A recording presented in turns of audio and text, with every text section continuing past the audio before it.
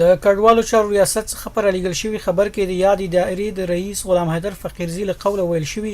د خوګیاڼو ولسوالۍ 338 بېځای شوو کورنیو سره د ان ار سی ادارې له لوري مرسته ترسره شوه. نوموړی وایي یادې کورنۍ چې دا مهال په سري قلعه او چمتلي سیمو کې میشتې دي له جملې 248 کورنیو سره د 14,000 او پاتې نوي کورنیو سره د 13,000 افغانۍ نغدي مرستې ترڅنګ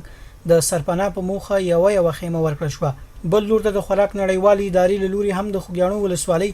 200 بېځای شوو کورنیو سره د خوراکي توکو مرسته ترسره شوه. په راستول شوي خبر کې ویل شوي په مرسته کې چې د خوګیاڼو ولسوالۍ په انګړ کې وویشل شوه هرې کورنۍ ته 100 کیلو وړه او 1 لیټره غوړي ورکړل شول. په رالیږل شوي خبر کې دغه راز یادونه شوې چې د ننګرهار والي په لارښوونه د کډوالو چارو ریاست د اضطراري حالاتو امیر په مشرۍ د سروې ډلګۍ په سیمه کې د بېځای شوو کورنیو د معلومولو په موخه کار کوي څو پاتې مستحق کورنۍ هم له مرستو برخمنې شي. له یادې ادارې څخه پر الیګل شوي خبر کې دغه راز ویل شوي له پاکستان خپل هیواد ته پر راستنه شوو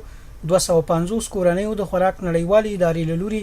نغدي مرسته وویشل شوه چې هرې کورنۍ ته 12,000 افغانۍ ورکړل شوې.